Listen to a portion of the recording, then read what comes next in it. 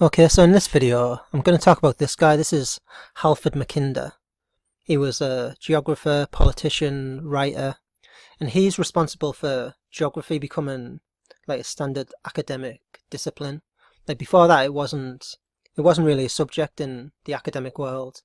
Like in fact, when this guy came along and started pushing for it to be a separate academic subject, there was like a lot of resistance. A lot of people just didn't think it was on a par with physics and chemistry and whatnot. They thought everything that fell within geography was kind of already covered under other subjects.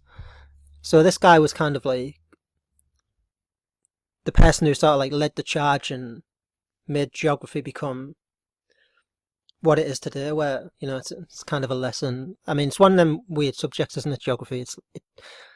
When you're doing it at school, it doesn't really seem to fit in. It's not quite a science like the way like physics or biology or chemistry is. It's kind of a weird lesson where one minute you're learning about population densities in urban areas, the next it's precipitation and oxbow lakes. It's kind of it's all a bit mixed up. Anyway, I've been looking into this because it ties in with quite a lot of things, because like a lot of the stuff we learn in geography, it's a lot of the speculative stuff, like plate tectonics, the gumball theory of Earth, where you've got the molten iron and all this speculative stuff about what the Earth's supposed to consist of.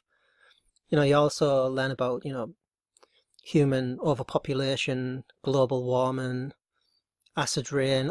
All this stuff's kind of covered in geography, so in some ways you could, if you're kind of skeptical like I am, you could kind of see it as kind of a tool of like propaganda to propagate a certain view of our world. Now in this regard, one thing I came across which was quite interesting was this. This is from a book called Britain and the British Seas by Mackinder. And it contains a picture which is titled A Photograph of the Globe. Now obviously it's not a photograph, it's from, I think this book was 1902, I think it came out. So it's not an actual photograph, and I'm sure the people reading the book knew that as well.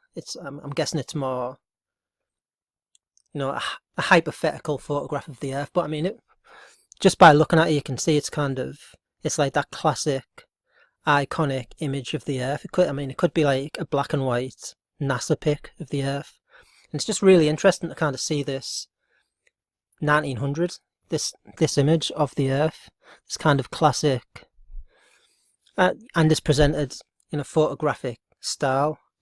So this guy's kind of pushing geography as a subject, trying to get it into the classrooms, into the universities, and in his books there's these like pictures of like like the ball Earth, as like it's come to be known as these days.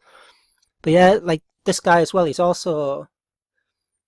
kind of intertwined with a lot of other kind of ideas that we might normally be like skeptical of. If I can get back down,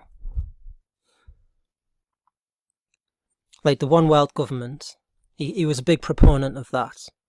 In this little passage here, this is from the One World Government Wikipedia page, and it says, anticipating environmental movements for world unity, like global scenario group, and such concepts as the planetary phase of civilization and spaceship Earth, British geographer Sir Halford Mackinder wrote in 1931. Don't really want to read all this. Gradually, as the arts of life improved, the forests were cleared and the marshes were drained, and the lesser natural regions were fused into greater. It may perhaps be thought that with the continuance of this process, all mankind will be in the end unified, unless I mistake. It is the message of geography. Again, he was like, that was his big thing, pushing the subject of geography, that international cooperation in any future that we need consider must be based on the federal idea. So the idea of the federal unified world. If our civilization is not to go down in blind internecine conflict, there must be a development of world planning out of regional planning, just as regional planning has come from town planning. So yeah, I didn't read that very well, but you get kind of get the gist. He was kind of pushing like this idea that eventually there will be some form of one world government, which you know, it was kind of quite normal for people to think that at the time. I mean, it doesn't necessarily mean someone's terribly evil. Like, it seems kind of like everyone kind of thought that's where things were heading back then. But like, Mackinder's probably most famous for this idea. This is what he called the pivot area. So he had this theory that whoever controlled this region of the Earth, it's pretty much like Russia, really. Whoever controlled that would control the entire world island, he called it. I mean, I've mentioned Russia and some of the weird restrictions and whatnot, and the kind of strange oddities regarding like the Arctic Ocean and that in some of my other articles and videos, but I won't touch on that here. But it's kind of interesting. There's kind of this another little like overlap when we kind of look at it. But anyway, like he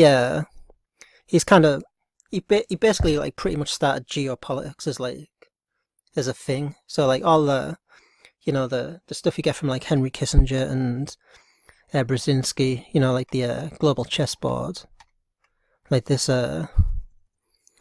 whole like fixation with like Eurasia, that all goes back to Mackinder.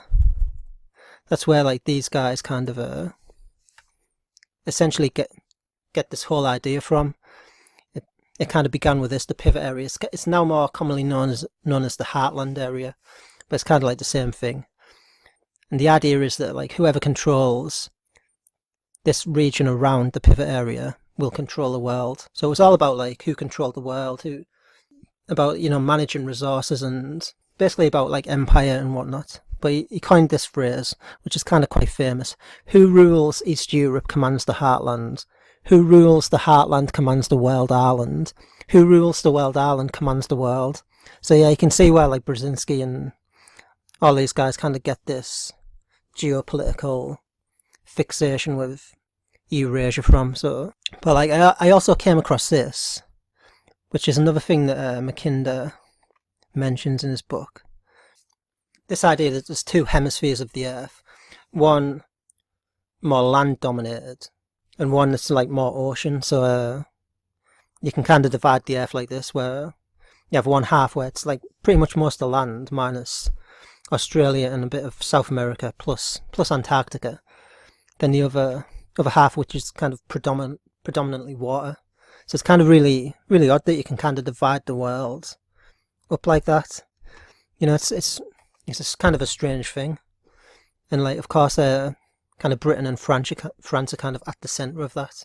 So like the centres of 19th century empire, the two like major powers, Britain in particular, right at the centre of this globe. So I mean, it's kind of easy to see how like a British person would look at a map like this and kind of